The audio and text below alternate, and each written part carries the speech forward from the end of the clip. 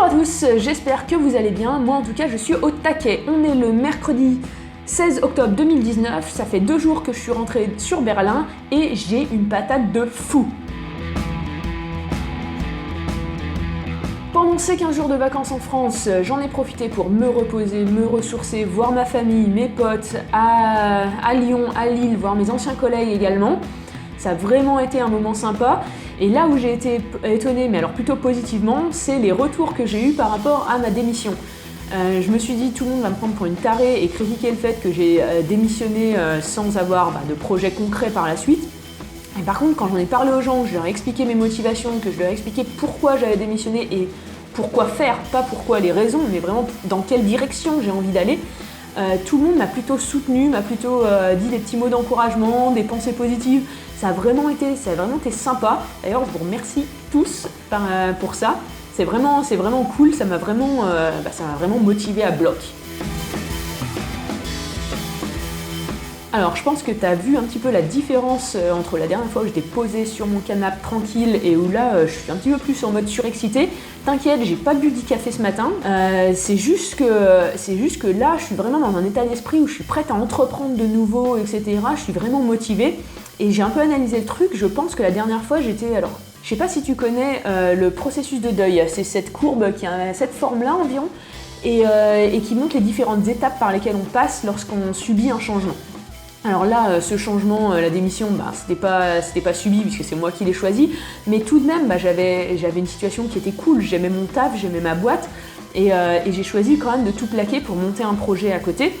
Donc je pense qu'il y avait une certaine tristesse, une certaine nostalgie, et puis de l'autre côté, j'avais la peur, l'appréhension, puisque j'ai pas de projet pour le moment, ce qui fait que ça mettait une ambiance un petit peu plus terne, et là, le fait de m'être ressourcée, d'avoir pris du recul, d'avoir vraiment tourné la page, je pense que ça m'a permis d'avoir ce petit déclic qui me redonne la patate et qui remonte la motivation. Ceux qui me connaissent le savent, mais qui montre plus mon vrai état d'esprit.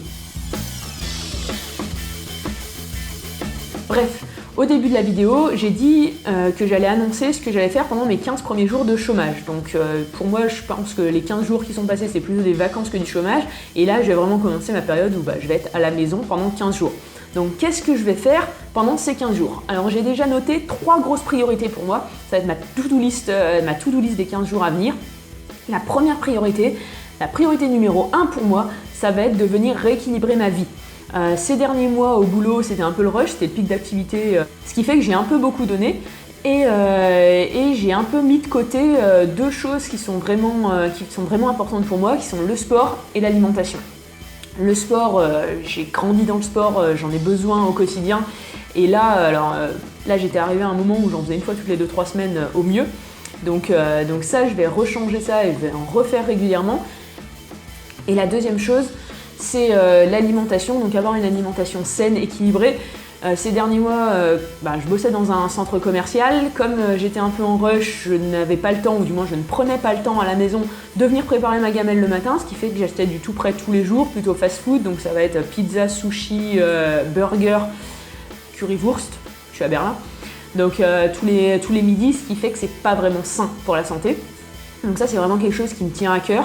Et là, j'ai commencé à regarder hier, déjà, c'est quels sont les marchés dans le coin pour venir acheter mes petits légumes bio et venir préparer mes petits plats à moi. Voilà. Ma deuxième prio pour les 15 jours, ça va être de venir faire les démarches pour être freelancer. Alors pourquoi freelancer? Pourquoi auto-entrepreneur? C'est pour plusieurs raisons. Alors déjà, la première, c'est que j'ai pas envie de bénéficier du chômage. D'un point de vue éthique, ça me pose un petit peu problème quand même, ce côté. Alors ok, j'ai décidé d'arrêter mon job, mais par contre mes anciens collègues vont cotiser tous les mois pour me payer à rester à la maison alors que c'est mon choix, ça me gêne un petit peu sur le principe. Et donc ça, c'est vraiment la première raison. La deuxième raison, c'est que j'ai peut-être la possibilité de faire une mission avec la boîte que j'ai quittée, une mission temporaire de quelques heures par semaine. Donc j'aimerais bien pouvoir être carré d'un point de vue administratif, que ce soit pour faire un devis, faire une facture, etc., que tout soit nickel. Donc j'ai déjà anticipé ça. Et la troisième chose, je me suis dit que je pourrais peut-être faire quelques missions en freelance pour assurer le côté finance de mes prochains mois. Donc pour payer le loyer à la fin du mois. Et je me dis pourquoi pas venir faire quelques missions de freelance. Donc j'ai déjà cartographié un petit peu les compétences que j'ai acquises au cours de mes dernières expériences pro.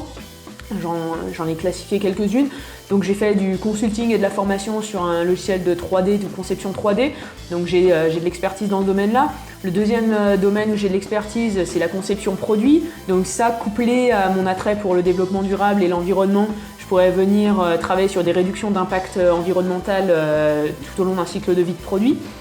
Et le troisième point, alors c'était plus d'un point de vue perso, pendant 2-3 ans j'ai été très fan de développement personnel et je me dis qu'éventuellement je peux venir animer quelques workshops, alors des workshops d'initiation bien sûr, je ne suis pas coach certifié pour venir parler sur le sujet, mais venir animer des workshops d'introduction au développement personnel éventuellement.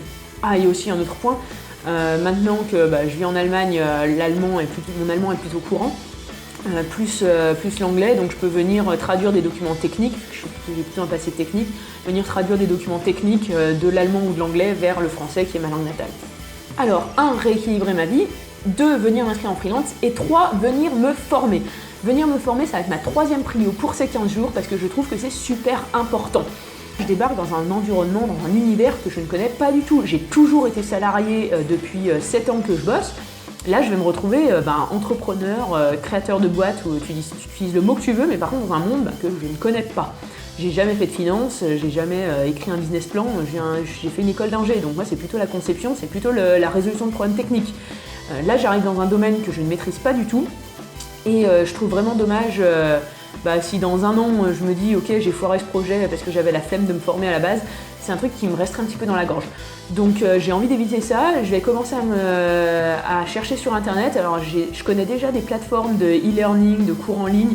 Je vais regarder les cours proposés pour venir me mettre au niveau, venir monter en compétence sur ces thématiques de création d'entreprise et vraiment mettre toutes les billes de mon côté pour cartonner dans mon projet. Donc je viens de te faire le résumé de mes 3 grosses prios pour les semaines à venir. La première, rééquilibrer ma vie avec le côté sport et alimentation. La deuxième, venir m'inscrire en tant que freelance. Et la troisième, venir me former.